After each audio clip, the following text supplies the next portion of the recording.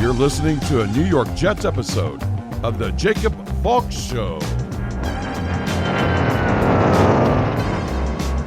He's breaking down the team's latest goings-on as only he can. Follow him on Twitter at RealJacobValk. Here he is, Jacob Valk.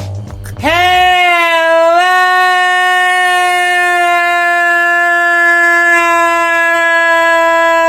Jets fans! J-E-T-S, Jets! Welcome to my 2020 New York Jets preview here on the Jacob Valk Show.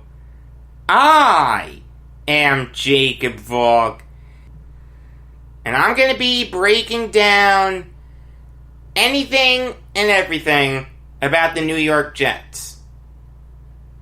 So basically what that means is I'm going to go through their positional groups, quarterbacks, running backs, wide receivers, tight ends, offensive line, defensive line, linebackers, cornerbacks, safety, special teams, coaching staff, and the front office. And then at the end, you'll get my record. I'm not going to go game by game and go win, loss, win, loss. I could do that, and I have done that off air, but it's not necessary for what I'm doing now. So obviously, I have to start with the quarterbacks, the most important position in all of sports. And look, I've said this before, I'll say it again. This is a make or break year for Sam Darnold. If he doesn't put it together here, that's it. Now, he's shown signs of becoming a really good quarterback. And I think he's going to be a really good quarterback. I don't think Sam Darnold is going to bust. The biggest thing with him is just putting it together for 16 games. His rookie year, he looked okay. He didn't look great. He didn't look terrible. Coming back from the injury, he looked a lot better. Then last year, it was a tale of two halves. The first half, he looked like an anemic bust. Then the second half, it turned around, starting with the Giants game, and he really played great through the second half. He led the Jets to a 6-2 record in their last 8 games. He's always had a positive touchdown to interception ratio. His completion percentage has gone up. His passing yards have gone up. His touchdowns have gone up. His interceptions have gone down. The biggest thing with him is just consistency. Put it all together. And take that jump from good to great. I mean, realize, the Jets have 5 picks invested in this guy. 5 high picks. They have the 3rd overall pick, the 6th overall pick, the 37th overall pick, and the 49th overall pick from 2018, along with the 34th overall pick from 2019, invested in this kid. It brings up an interesting question. If Sam Darnold just becomes a good to very good quarterback, never enters the conversation of being put in the class of a guy like Mahomes or Jackson or Rodgers or Breeze or a guy like that, is he a bust? Let's say he tops out at like a Derek Carr type level. You know, he puts up good seasons, but he's never thought of as an elite quarterback. Would that make him a bust? You can make the argument that it would. In a perfect world, Darnold would take that leap from good to great, from Derek Carr to Patrick Mahomes. But I don't think it's going to happen. I just haven't seen enough from him in his first 2 years in the league to tell me that he can be a great quarterback. I think he's destined to be good, not great. So I've really resigned myself to that. It's why, I'm not saying he needs to throw for 4,000 yards and 30 touchdowns for this to be considered a successful season. There are a lot of people that want him to take a huge statistical jump. And I understand that. And I'm with them in a sense. But I'm not expecting a Lamar Jackson type season. Give me 16 quality games. Give me games where you give the Jets a real chance of winning. That's all I want. You want to tell me I'm settling? That I should want more? You're right. I just don't think he has the talent to do it. I don't think he has that talent around him, and I don't think he has that talent within him. I think he's always going to be good, not great. Darnold has missed 3 games in each of his 2 seasons in the league, so backup quarterback is a really important position for the Jets. Joe Douglas went out and signed Joe Flacco. Really good move. Flacco will give the Jets a real chance of winning if he's ever called upon. Hopefully, I never see him. But if the Jets need him, he'll be alright for him. And James Morgan is a solid third stringer. He has the potential to be something in this league. Worst comes to worst, he just becomes a long-term backup. I don't mind that. He can learn from Flacco. You're probably never going to see him this year unless things really go off the rails. I don't mind him. The running backs are interesting. Le'Veon Bell still has talent, but he had a terrible year last year. Now, part of it was that Adam Gase misused him. And he said something similar. I have to find a way to get Bell more involved. He's right. Bell still has talent. He's just not one of the best running backs in the NFL anymore. He's definitely not top 5, and he's probably not even top 10. He is in the top half, though. He's another guy who needs to put it together this year, or else the Jets are going to get rid of him. Now, he's done a good job of keeping his mouth shut. I don't like that he went on Twitter to say that nothing was wrong with his hamstring. That just creates more problems. But I know why he did it. He wants to play.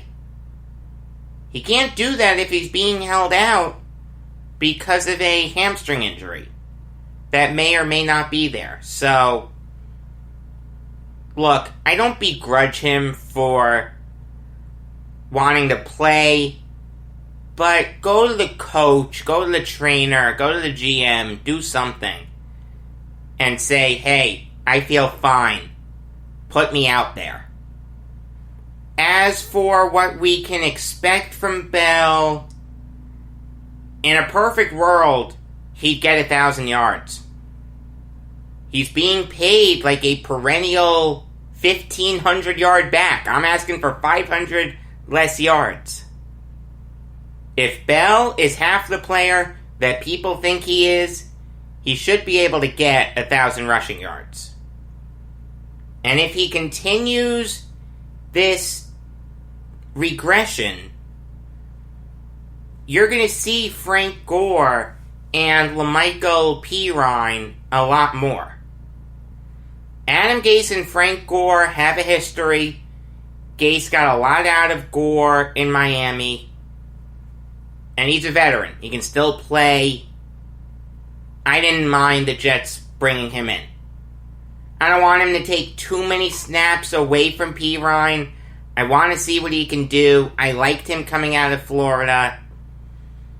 If things go belly up with Le'Veon Bell and the Jets are out of it late in the season, give Pirine some run. Let's see what this kid can do. I think he has a lot of potential. Moving on now to wide receivers, the weakest position group that the Jets have on offense. As it stands right now, on Sunday, the Jets are going to roll out a wide receiver core of Rashad Perriman, Chris Hogan, Jamison Crowder, and Braxton Berrios. They don't have their second-round rookie, Denzel Mims.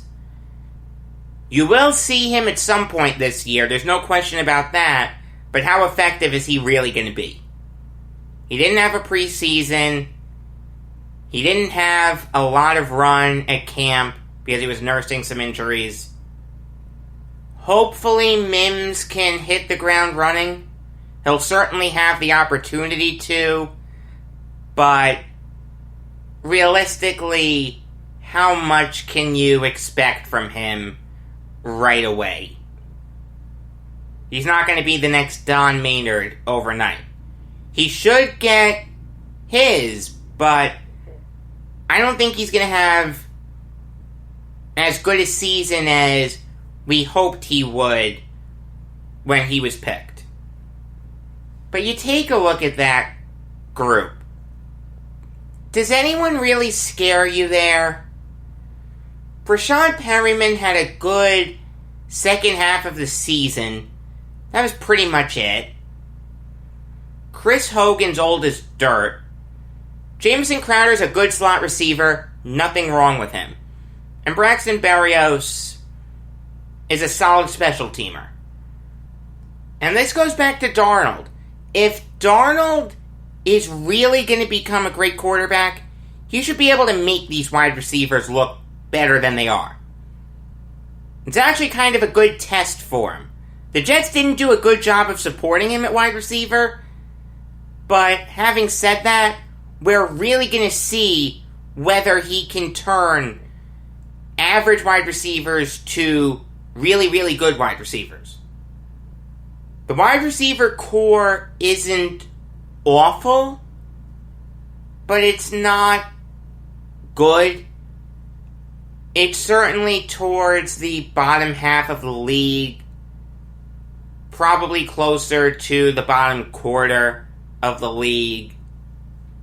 The only good thing I can say is I have Rashad Perriman on my fantasy team, so he should get some good production this year. At tight end, the Jets are actually kind of set. They did a really good job at tight end. Chris Herndon was a really good Mike McCagnon pick. Herndon's another guy who's on my fantasy team, and I think he's going to have a really good year this year if he can stay healthy. Sam Darnold likes throwing to him. He also likes throwing to Ryan Griffin. Griffin came up big last year when Herndon was hurt and earned a contract extension. And Trayvon Wesco and Daniel Brown are solid blocking tight ends. But I actually think the Jets are fine at tight end. It almost makes up for them not having good wide receivers. If you're not going to have good wide receivers, you better have some good tight ends. And the Jets do. So, I'll take it. Offensive line is the position group with the biggest changeover. To give you a point of reference, the Jets finished the season last year on December 29th by beating the Bills 13-6. Let me read you their starting offensive line from that game. Kelvin Beachum, Connor McDermott, Jonathan Harrison, Brent Quale, and Brandon Shell. None of the guys who I just mentioned are going to start this year for the Jets on opening day. Alex Lewis was hurt. That's why I didn't mention him. But Lewis was a part of the Jets' offensive line last year. He played well. Joe Douglas brought him back. That's it. That's the only continuity there. Other than that, it's new faces.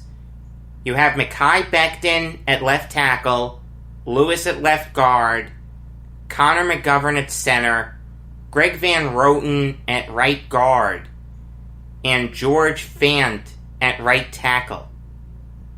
Now, individually, those guys may be solid, but offensive line continuity is extremely important. These guys are going to have to immediately click against a stout Bills defense without the benefit of a preseason. This is going to be really, really tough. I don't think the Jets' offensive line is going to be bad. Alright, I think it's going to be average to maybe slightly below average. I don't see them being an above average offensive line this year. Too many variables there. But considering how their offensive line played last year, and in one word, they were anemic, I'll take it. These guys are all solid players. There's no one starting who shouldn't be starting. If these guys had a lot of reps in the preseason, and I could see how they played together, maybe I'd be more confident in them. But ultimately, I have no idea how they're going to do playing together. So, I can't have a boatload of confidence in them. Moving over now to defensive line. And I actually have some confidence in this unit. Quinnen Williams didn't have a bad rookie year, but he wasn't great. He wasn't the wrecking ball that we all thought he'd be right away. I'm not giving up on him by any stretch. I was underwhelmed by what he did, but he was solid. I'm not complaining. I was just underwhelmed with him. Steve McClendon, according to Pro Football Focus, was the Jets' third best defender last year, behind Jamal Adams and Foley Fatukasi. And you know what? I don't mind that grade. McClendon was great. Ever since McClendon came over from the Steelers, he's been really, really good. I have no complaints with him whatsoever. And Henry Anderson had a bad year last year. He only had a 55.8 overall grade according to Pro Football Focus, but the year before he had a 74.3 overall grade. He looked really good. He had 8 sacks. He was dealing with some injury issues early in the season. I'm willing to give him a little bit of a pass, but he's got to put it together this year or else he's gone. And the guys who the Jets have behind them, because Greg Williams loves to get crazy with his substitutions and his formations and everything in between. Nathan Shepard, Fatukasi, Kyle Phillips, John Franklin Myers, and Bryce Huff are all fine. They're all solid players in this league. They could all start, with the exception of Huff. He's an undrafted free agent from this year. He made the team. Good for him. Let's see how he does. But I gotta tell you, I have some confidence in their defensive line. But that confidence dissipates when I go to linebackers. Jordan Jenkins is good, but he's not great. Avery Williamson is coming back from an injury. I think he'll be fine, but how much can you really trust him? And Neville Hewitt and Terrell Basham should not be starting. Again, the backups are fine. Frankie Louvu, Blake Cashman, Harvey Lange, and Jordan Willis. But 50% of their starters at linebacker, Hewitt and Basham, just shouldn't be starting. Now, granted, Neville Hewitt wasn't supposed to start. C.J. Mosley opted out, so that kind of forced Hewitt into the starting role. I don't begrudge Mosley for opting out. As a fan, it stinks, but I understand why he did it on a rational level. You know, I get that, but the other outside linebacker position, why did the Jets not sign Jadeveon Clowney? I understand that they have Jabari Zuniga, who's going to come back at some point. God only knows when. And Patrick Owaso's going to come back at some point too. So he'll start over Hewitt. Again, God only knows when we're going to see those guys again. But as it stands right now, that unit really could have used a guy like Clowney. I mean, even before the draft, before they drafted Zuniga, they could have used Clowney. They could have used any edge rusher. Instead, Joe Douglas sat on his hands and just re-signed Jordan Jenkins. The Jets, once again, are going to have no pass rush to speak of. It's been that way for years. And I'm not being hyperbolic. Years and years and years. Cornerback is probably the Jets' weakest positional group. I mean, in every other positional group, with the exception of quarterback, the Jets have someone who could start for a Super Bowl winning team. And even then, at some point, hopefully Sam Darnold can get there. The jury's still out on that. It's not impossible. At cornerback, the Jets really don't have that. Pierre Desir had an atrocious year last year for the Colts. He had a 58.8 overall grade. I understand he got hurt halfway through the season. And the year before, he had a 77.5 overall grade. He's not terrible, but he shouldn't be your number one corner. Bless Austin has a ton of potential, but in a perfect world, would you have him starting? Brian Poole had a sensational year last year. But it's very possible that was just an aberration. I don't think it was, but how much can you really trust him to duplicate it? On a scale of 1 to 100. Maybe like 65%? That's not good enough for a Super Bowl winning team. And everyone else, Quincy Wilson, Arthur Mollett, and Nate Hairston, forget about it.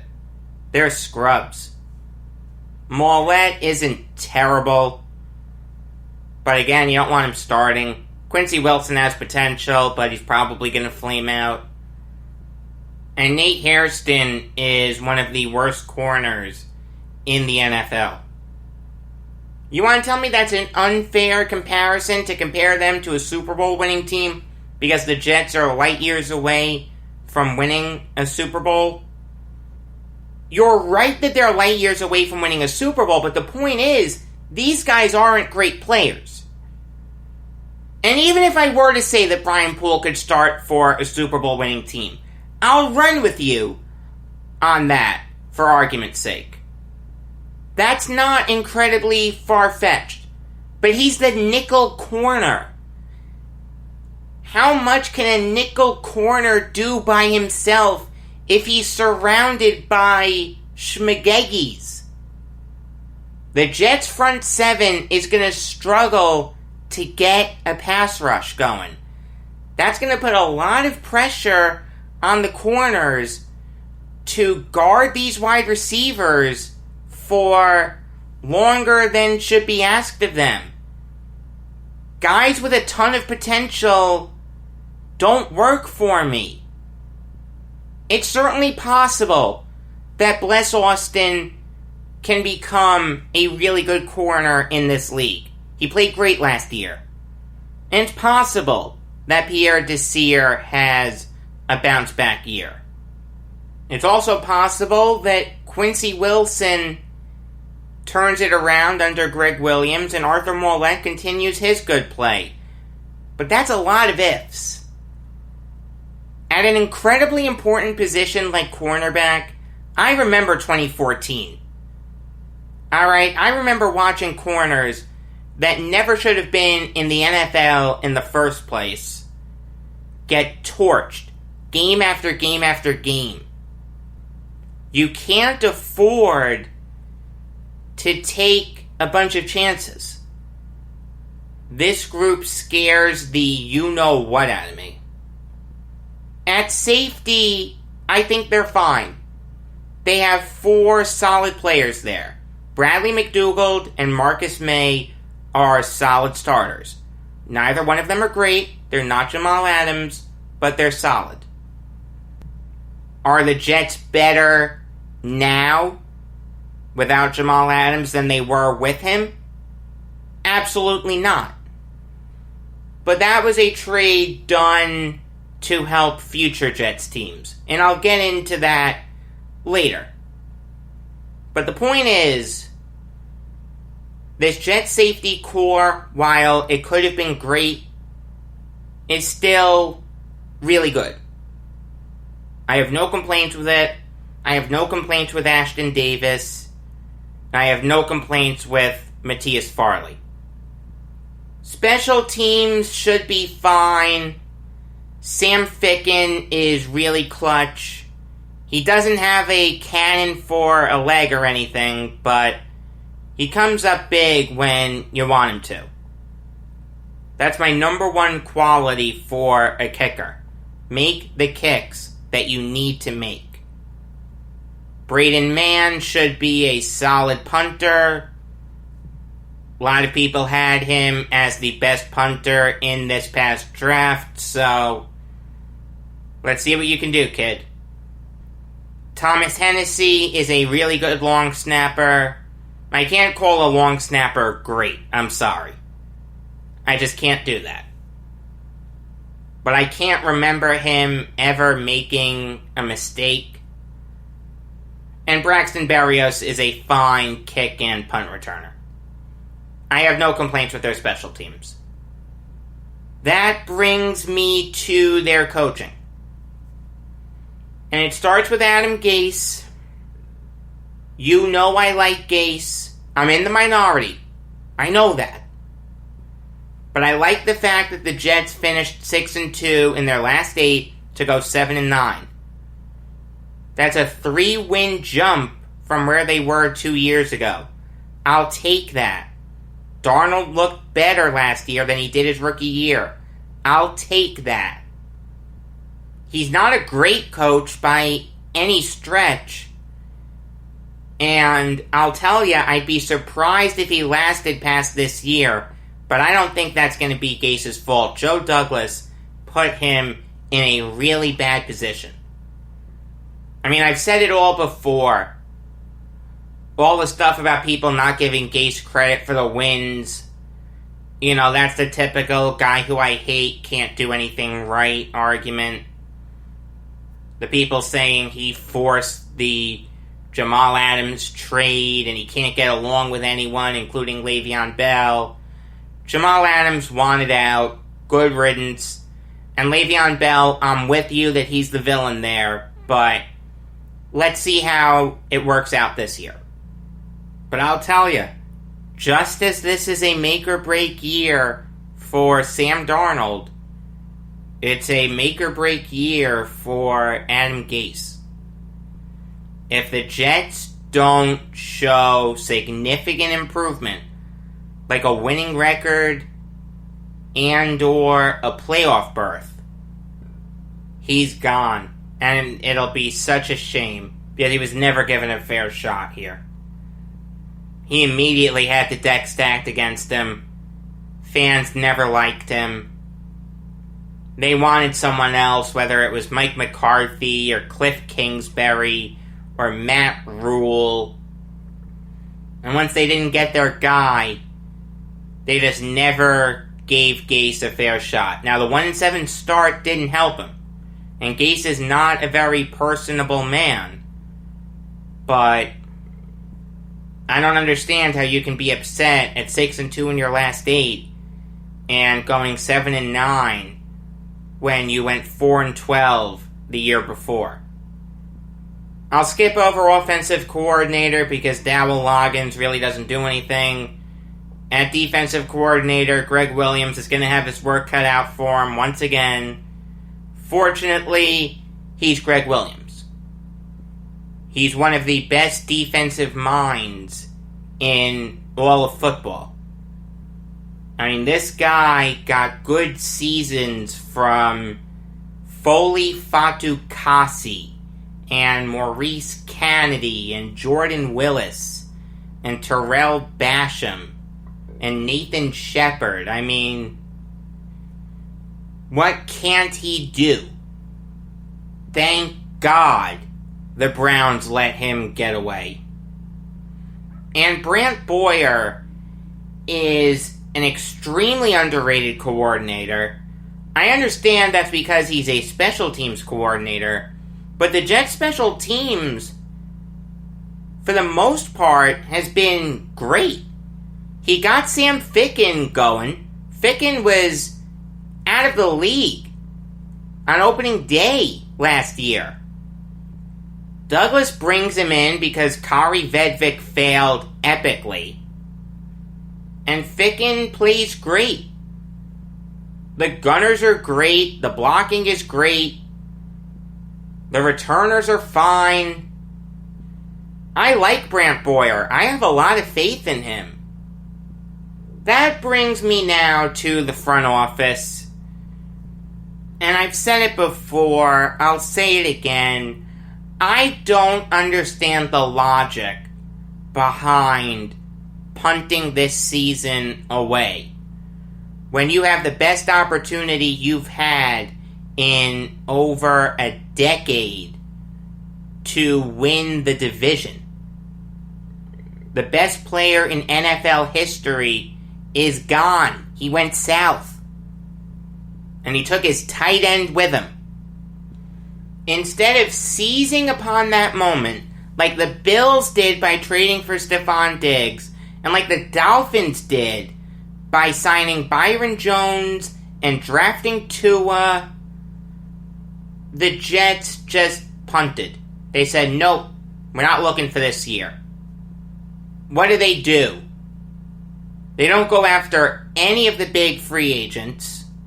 Byron Jones, nope. Jadeveon Clowney, nope. Logan Ryan, nope. Okay, can we at least bring back Robbie Anderson? Nope. He's going to Carolina. I don't get it. I don't understand the logic. I mean, the one thing I'll say is, and this is going to sound really cliche, but I like that Douglas is sticking to his plan no matter what. You know, Douglas pretty early on decided that he wasn't gonna go hog wild to try to make a big run this year. Now again, I disagree with that strategy, but, you know, he stuck to it. And I understand the logic behind not going for the quick fix when Mike McCagnon had some epic failures in free agency. Case in point, Trumaine Johnson. Case in point, bringing Darrelle Revis back. I mean, I loved it at the time, but the guy was past his prime when he came back. Bringing Antonio Cromartie back, that didn't work. Again, I loved it at the time, but you can't let nostalgia get in the way of good decisions. You know, I understand that the coronavirus is going to mess up the salary cap, and you've given yourself a lot of flexibility for the future. But it's just frustrating that in this prime window, with Tom Brady gone, and your hopefully franchise quarterback still on his rookie deal, you really don't do a lot to upgrade the roster.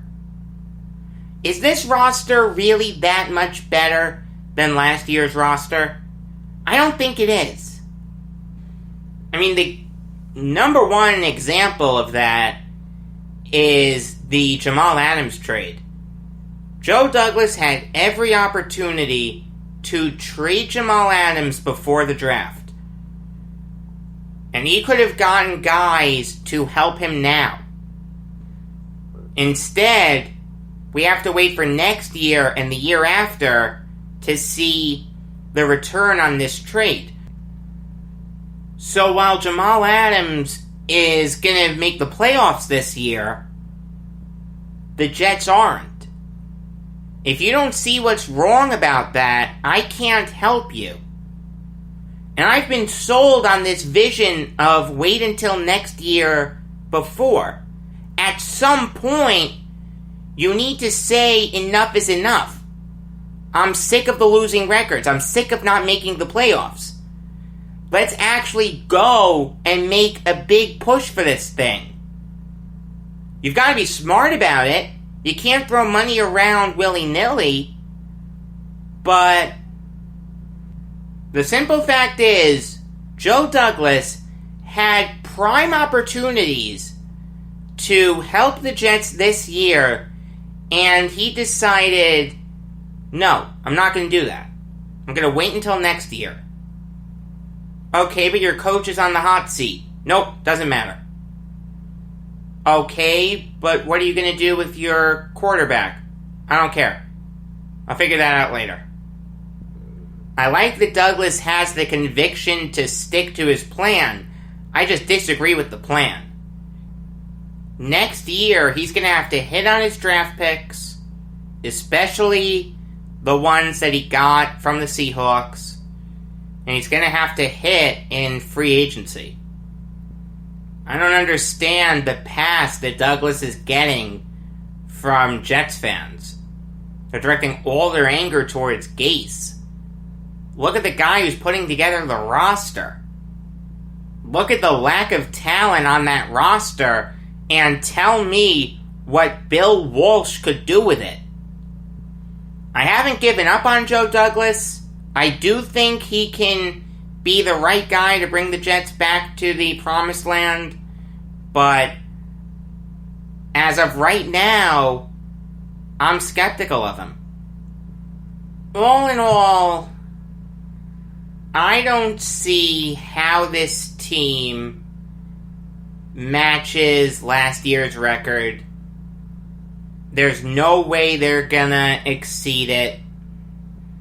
I mean, one thing that just came across the wire as I'm recording this, Avery Williamson is out for week 1. So it's going to be Blake Cashman and Neville Hewitt starting. Way to get off to a great start. Ultimately, I see this team going 5-11 or 6-10. If I had to be ironclad with it, I'd probably say 6-10. Why not? I'll be optimistic. On Sunday night, you're going to get a recap of the Jets-Bills game. On Monday, you're going to get the Jacob Valk Show as per usual. You get that every weekday afternoon. You know the drill. You're a good listener. Also, Monday evening, you're going to get a New York Yankees show. I'm going to continue that right up until the regular season is over. I'll put a finer point on that as we get closer to that point in time. Until next time, I am Jacob Valk saying that we should have 2 Young Awards presented each year. The Cy for the best pitcher and the Anthony for the worst pitcher.